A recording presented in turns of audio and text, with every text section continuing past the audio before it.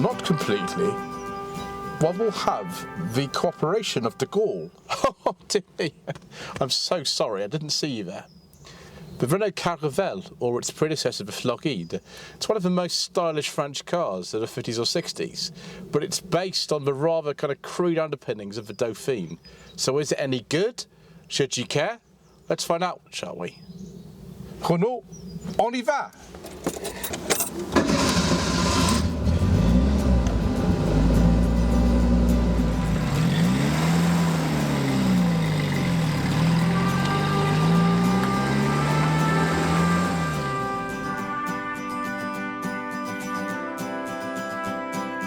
Here we are with anchors tying us to what we'll call home, even if the sight of it has not yet touched our eyes. But here we are and we're together, even if we are apart. And we're together when we're together. Something big is happening among us. It's not as if we don't have to deal with our shortcomings. It's not as if we don't have to wipe away the tears.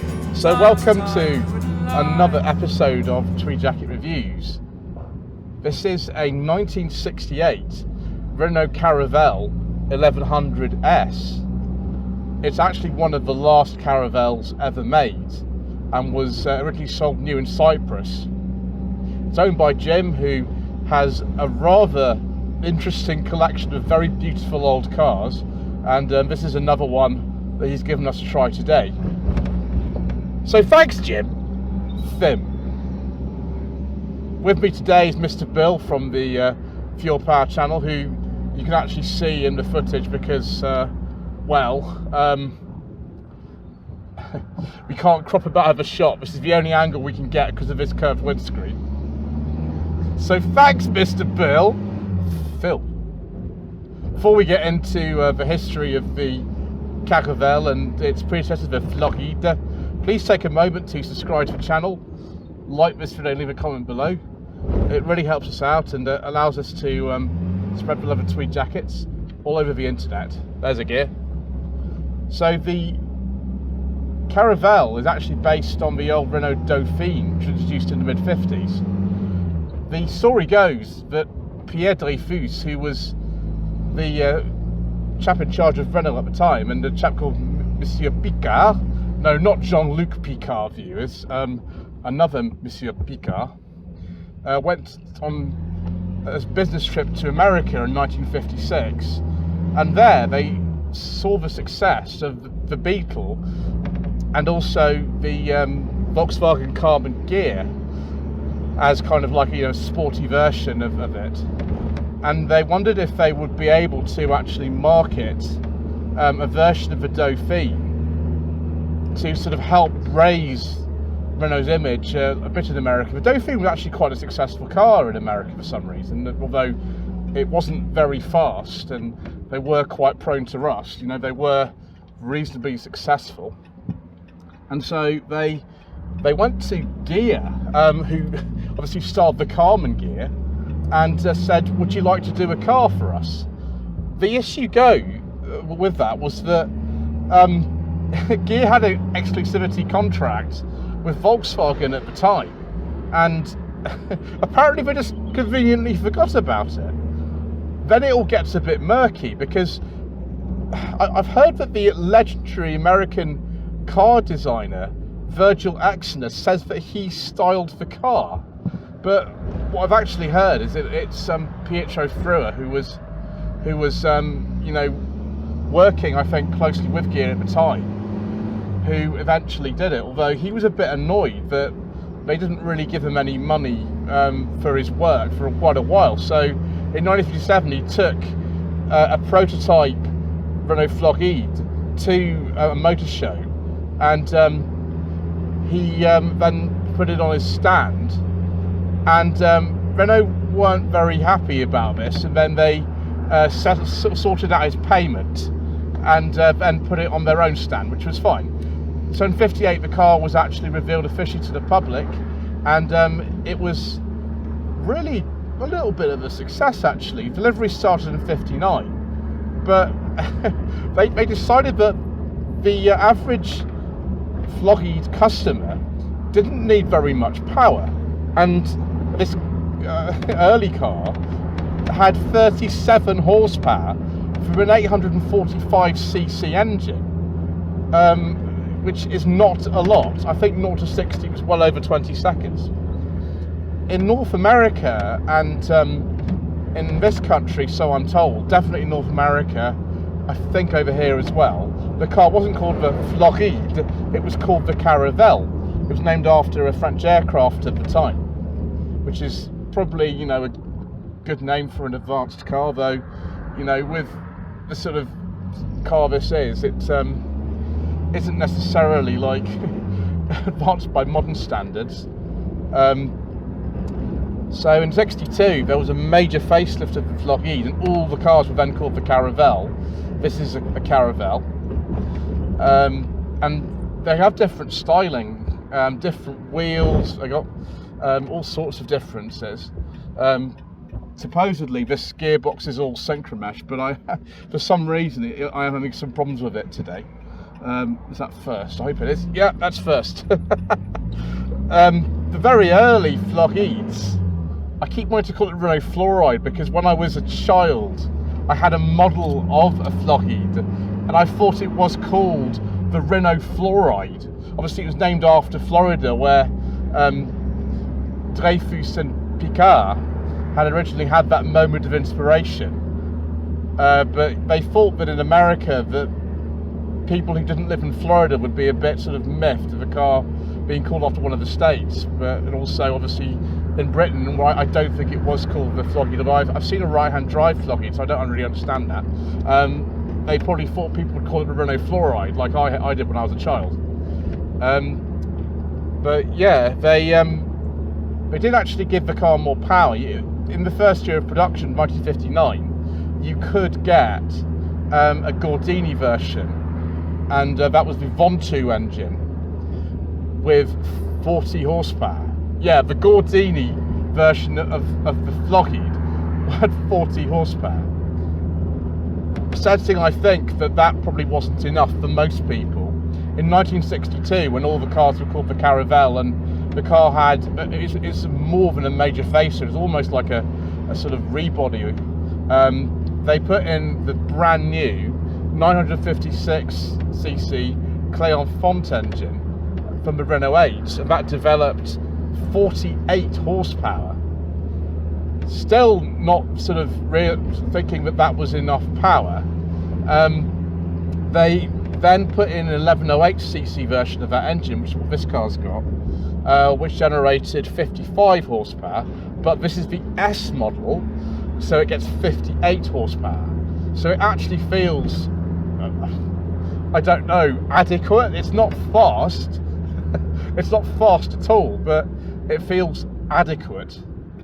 By this stage as well, the car had an all synchromesh 4-speed gearbox, and that might seem like nothing, but the early Florides and Caravelles actually had a 3-speed gearbox without synchromesh on first, and it was possible to get a 4-speed gearbox as an option. A lot of markets had that as standard, but when the Caravelle revision came in '62, they did fit a 4-speed gearbox to all versions, and by '64 you did get synchromesh on all 4 speeds, which is good, but it's not the nicest gearbox to use. I think it's because the linkage goes all the way to the back of the car where the engine is, so that's probably you know, a bit of a reason.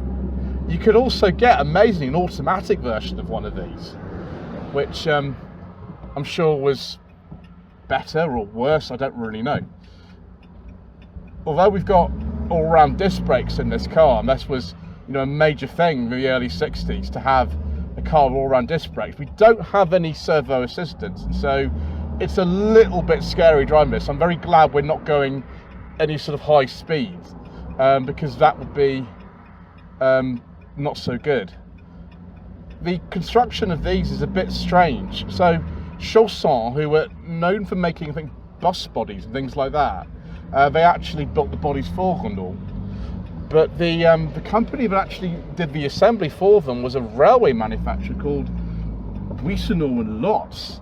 I don't know why they kind of thought that, you know, a railway manufacturer was the best company to build these cars or rather do the assembly of them, but it seemed to work out okay for Renault. They had a sort of major problem with factory capacity at the time, and so they had to subcontract it, and so they built them all the way through to 68. Sales by then had sort of dropped off quite a lot, despite the fact this car is a very stylish looking car, and you'd never know really that it was kind of linked to the old Dauphine. The taste of the sort of 60s had very, very much kind of changed by then, and so, you know, it was looking a bit dated, and there wasn't really a replacement for this car until 1992 with the Renault 19 Cabriolet. Although really I'd say the sort of Megane Cabriolet was more like in the sort of style of one of these. So what's it actually like to drive? Well, I mean, I'm pleased I've got an all synchromatch gearbox. It's a bit strange. It doesn't sort of work the same as a modern gearbox, and I'm pleased I've got a rev counter because the engine it's all right. It kind of is responsive enough, and I can't believe this is actually related to the unit that was found in the Renault 5 in the 1990s, the same crayon font, basic design. But, you know, if you sort of slow down a bit and kind of think, well, you know, you don't drive it like a modern car. You imagine you're, you know, in Deauville, driving around to the casino, and you've got Brigitte Bardot in the car. That's not so much of a stretch of the imagination, because when these cars first came out in the late 50s, they had Brigitte Bardot do the advertising for them. And so if that means that I am some kind of cut price Jean-Paul Belmondo, and we're sort of thinking about films like A Bout de Souffle and things like that, I keep thinking about Un Homme et une Femme. But if this car had appeared in Un Homme et une Femme instead of a Ford Mustang, the main character was played by Jean-Louis Trinidad. He would have had a very, very slow journey in his hands down for the Monte Carlo rally over to Normandy, because even if he had the S version of this car, he'd only have 58 horsepower. I presume he was a better driver than me, because I can't get hold of his gears at all. But yeah, I mean, it's just this sort of time of France having, you know, a stronger economy, and so like you could spend your money on trivialities like a Caravelle or Floride. You watch Nouvelle Vague films, and generally, you know, the country was in quite an optimistic mood. But yeah, I mean, I wouldn't say this is the favourite car I've ever driven. Well, I do have some problems with it. It keeps popping out of gear, which is not fun. Come on, gear. Yeah, we got a gear. Yes, we got a gear. Sorry, Jeff. I really do have some problems driving these older cars, don't I, yes? Here we are with anchors tying us to what we'll call home, even if the sight of it has not yet touched our eyes. Here we are and we're together. Well, viewers, you witness once again to my terrible gear changing in old cars, although I understand there is something wrong with the clutch in this car, so that might have something to do with it. Anyway, let's have a look at the Caravelle's more practical side, if there is one, and take a look at the engine, which is in the back.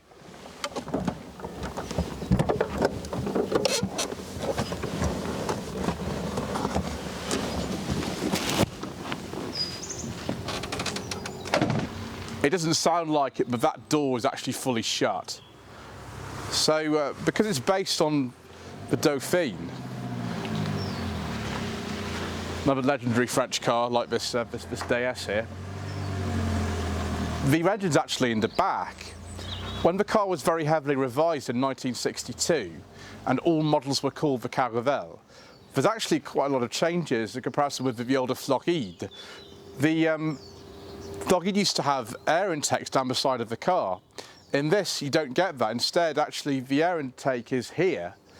And if we open up the engine compartment lid, we'll see that the radiator was actually moved there when they introduced the Clermont engine in '62, the 956. This is an 1108cc engine, which is one of the later cars. The petrol filler's actually here, so you have to open the engine compartment lid to get to the fuel filler. As you can see, there's no room to put anything in here unless you wanted a major fire, which is probably not the best idea. But we've got a glass reservoir, which is something that the Clermont engines continued, I think, into the 1980s. What's really weird about this car is that these are completely fake. There's no grille behind here. That's just, you know, the metal of the car body, which is odd. What's also really odd about these Caravelles and the Florides was that they were really, really badly rust protected. Some parts of this car only had primer on them. There was no sort of, I don't know, chutes or anything on this. So these had a really, really poor reputation for rust. Fortunately, this one's in excellent condition. But the number of these and the Dauphines you would have seen in French scrapyards in the 60s, 70s would have been a bit kind of tear-jerking, I think. So to open this front boot or fruit, first of all, I've got to get inside again, reach over to the middle, pull this release, door wobbles again, and we open it up like this, and you'll see there's actually quite a lot of room in here, considering this is a sports car. There's certainly enough for, I don't know, a couple going away to the Riviera in this, which would have been the ideal kind of thing in the brochures. The battery and the brake reservoir live here, although you can actually see here as well, there is no brake servo, and that does mean you have interesting times when you're trying to come to a stop. As always on this channel, if a car's got a very small back seat, Mr. Manning for the Matty's Cars YouTube channel requires that I try to get in.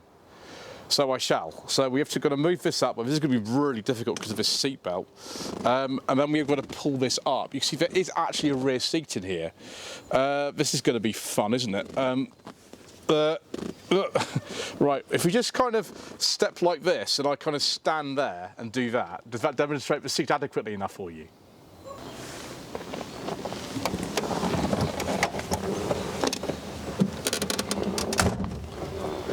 With the Caravelle and the Floride, you could get a 2+2 roadster like this. You could get a hard top as well. You could also get a fixed head coupe. When the Caravelle sort of facelift, or it's a bit more of a facelift, it's sort of model change came in '62, the hardtop coupe got a bit more headroom. It's one of the Critters' original car. As we've demonstrated though just now, I don't think I'd really want many people sitting in there, despite the fact there is this kind of emergency seat. I don't really think it's that good. Drive position's quite strange, really. You kind of sit really low in the car. It's all right. The pedals are quite far over to the left. Gear changes here. We've got the all-synchronous gearbox, but as demonstrated, probably because there's a problem with the clutch, and also because the engine's in the back, therefore the gearbox is not the same as it would be in a front-engined car, it can be a bit tricky. Handbrake is here, seat belts are really, really weird, they're all fixed, and you know how much I don't like fixed seat belts, viewers.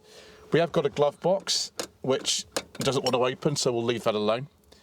We've also got this interesting motor array. I think this is a period one, actually. I can't see any FM, so I think that's a period radio. Like a lot of cars of this era, we've got a sort of vinyl top dashboard, which actually is in really nice condition. I think this car was garaged for quite a lot of its life.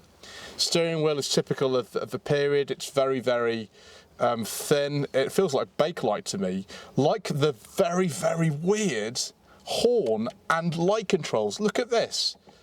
Main beam, dipped beam, side lights, off. I'm not going to sound the horn because I don't want to alarm the neighbours. We've got a nice rev counter here because it's supposed to be a sports car, just as well because there's not a lot of power, so you've got to keep this needle quite high up to actually make any progress. Miles per hour speedo. Fuel gauge is down here, which is handy, but no oil pressure gauge and no temperature gauge. So I suppose if you see smoke coming out the back, then that's when you start to worry. Lights are on this little thing here. The wipers don't self-park, which is a bit alarming. Fortunately today the weather's okay, so we don't need to use those. There's not really a lot else to say. We've got little compartments here on either side. That's how you open the door. Got windy windows. We've got a little diamond logo here and some map pockets on there. Someone's put some speakers in at some point in the car's life, but it's a very simple car, and really there's not an awful lot to say about this interior. Apart from the fact we've got these very natty sun visors, which I'm sure when the car was sold new in Cyprus would have been very necessary. In conclusion then, what do I think of the Renault Caravelle? Well, it's not the easiest car to get in and out of. It's not the easiest car to drive, particularly with the problem with the clutch in this one. But it is a very, very handsome car, and they're so rare in this country that to actually have experienced one like this feels like an incredible privilege. And of course there's that Brigitte Bardot connection. Oh, dear me, I'm terribly sorry. Well, he doesn't listen to his Secret Service, and he's not the sort of man to stay out of the public eye. Thank you for watching this episode of Tweed Jacket Reviews. Please don't forget to like this video, subscribe to the channel if you haven't done so already, and we'll see you again soon for more tweed suited action. Here we are and we're together, even if we are apart, and we're together when we're together. Something big is happening.